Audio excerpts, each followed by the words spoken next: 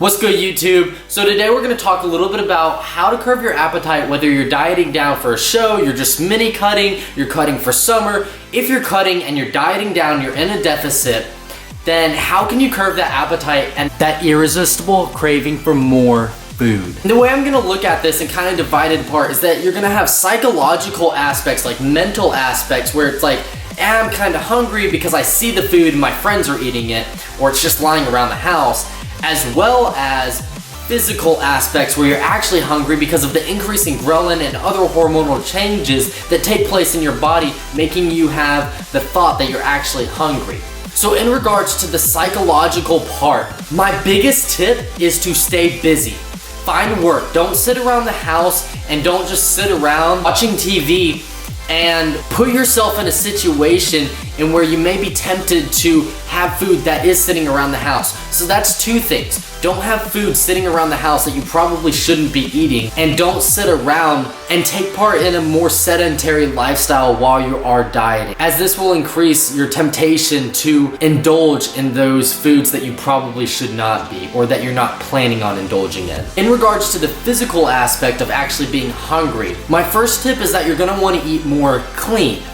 And the reason I say that is because clean food typically has a lot more volume per food and a lot less calories. So that's what we call less calorie dense foods. So for example, if you think about it, a Pop-Tart may crumble up into the size of my fist, and that would equal, typically one Pop-Tart is about 200 calories. Whereas you can have about this much rice and it could equal maybe 150 calories. The whole point is that you're kind of playing a volumetrics type of game in which foods that are cleaner will fill you up and take up maybe more space in your stomach, psychologically making you then think that you are full even though they have less calories in them. Examples of foods that are less calorie dense would be things like fruits and vegetables, of course rice, like I just named it, and there's so many more out there that you can definitely look up if you Google less nutrient dense foods. The way you should think about it when you are dieting is that, say you're in a deficit, you have a bank of calories. And if your bank has 2,000 calories to eat for the day and you spend 400 on 2 Pop-Tarts, you now have 1,600 calories left.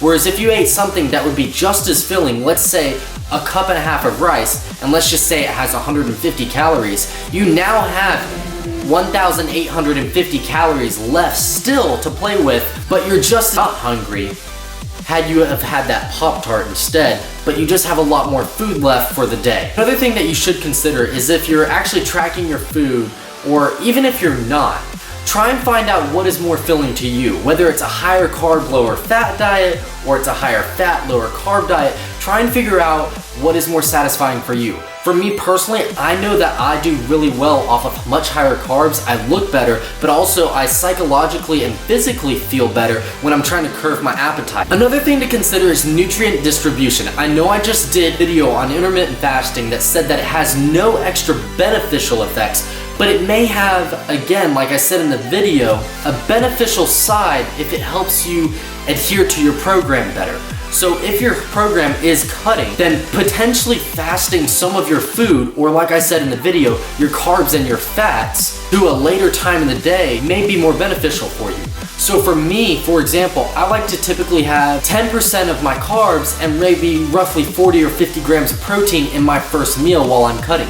But then I put around maybe 50% of my carbs right around my workout and the rest of them for my last meal. And for me, that works really well with curbing my appetite because I'm not specifically as hungry in the mornings for carbs or food in general. But for someone else, like say Johnny, he may do much better with a really high carb meal in the morning for breakfast, such as 80% of his carbs for breakfast and the other 20 spread out throughout the day and closer to night. Again, backloading, which is putting the majority of your carbs at night, or front loading, putting the majority of your carbs in the morning, has not been shown in studies to increase fat loss. So don't do it for those effects. Do it to help you adhere better to your program, which ideally makes it so that you're able to not indulge in cravings that you may have while you're cutting. Lastly, consider your cardio. Cardio for some people like myself makes me extremely hungry afterwards, especially when it's at a higher intensity.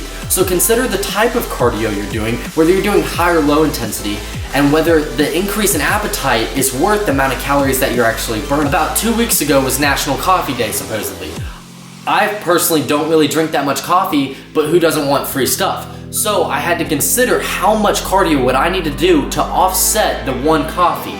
And that's actually the great thing about cutting, is that you actually really get to see how much exercise you have to do to burn off certain foods. Whether you're in a surplus or a deficit, how much each food is kind of worth in terms of activity. And it always turns out to be a lot more than you would think. So for example, this simple coffee, which I think I was looking at a basic McDonald's coffee, was roughly 150 calories. And it would have taken me about an hour and a half of walking in order to earn that coffee, or to keep me at my deficit by implementing that X amount of cardio for 150 calories worth of coffee. To me, walking for an hour and a half was not worth one simple coffee. And in other regards, for a high intensity, I would have had to run at full force, an RPE, rating of perceived exhaustion, for roughly 15 minutes in order to earn the 150 calories worth of coffee. In regards to that, I probably would have been way more hungry after I had the coffee and ran for 15 minutes straight. Now, of course, a moderate jog, so maybe 30 to 45 minutes of jogging, roughly the medium within the two, would have been maybe more appropriate. But in my opinion, I didn't think that any amount of cardio was worth the 150 calorie coffee. Again, this is just an example that worked for me and what my decision was, but you should also consider this while you're cutting, and again, curbing your appetite.